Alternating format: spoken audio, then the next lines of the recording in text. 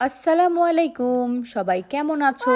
আর এই ঠান্ডাতে তোমাদের দিনকাল কেমন যাচ্ছে একটু জানিও কমেন্ট করে। আমার তো খুবই পচা যাচ্ছে, কারণ এত ঠান্ডা কিন্তু সহ্য করতে পারছি না আসলে। কারণ বাইরে যেয়েও শান্তি পাচ্ছি না, বাইরে গেলেও সেই এক গাদা কাপড় চোপড় পরে যেতে হয়।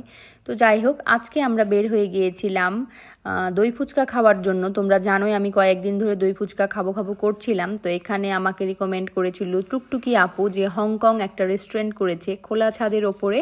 তো সেখানে হচ্ছে ফুডগুলো অনেক বেশি টেস্টি। তো আমরা সেখানে চলে আসি, আর আমি কিন্তু নিচে নামার ভিডিওটা দিচ্ছি, উপরে ওঠার সময় ভিডিও করিনি।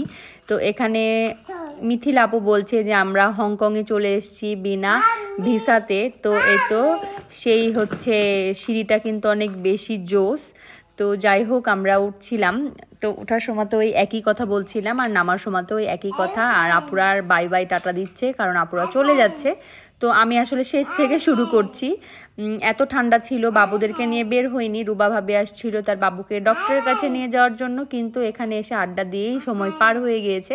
কারণ আমাদের দেখা অনেক দিন পর হয়েছে, আমি, মিথিলা আপু, রুবা ভাবে অনেক দিন পর আমাদের দেখা হয়েছে। তো আমরা এখানে চলে আসার পরে খাবার অর্ডার করে দিলাম।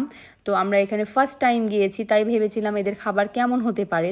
দেন আমরা অর্ডার করে দিই সাব স্যান্ডউইচ, যেটা বারবিকিউ ছিল, আর ছিল হচ্ছে দই ফুচকা, আর হচ্ছে চিকেন ফ্রাই আর ক্রিস্পি চিকেন। তো প্রত্যেকটা খাবারই আমাদের কাছে অনেক বেশি টেস্টি লেগেছে। খাবারগুলো দেখতেও যেমন টেস্টি, খেতেও অনেক বেশি খাবারগুলো চলে আসে। এখানে খোলা ছাদের উপরে বসে কিন্তু খেতে সেই মজা লাগছিল, টেস্টি হবে। তো বেশি ঠান্ডা ছিল, যেমন তারপরেও আমরা কাঁপতে কাঁপতে কিন্তু খাবারগুলো অনেক বেশি এনজয় করেছি। এরপরে আমরা চলে গেলাম ওয়ালটনের শোরুমে, ভাবি ফ্রিজ কিনবে সেই কারণে।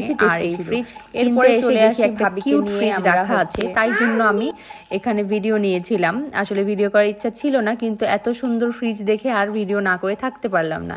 তো যারা এই ধরনের কিউট ফ্রিজ খুঁজছেন, তারা কিন্তু অবশ্যই ওয়ালটনের এই শোরুমে যে দেখতে পারেন।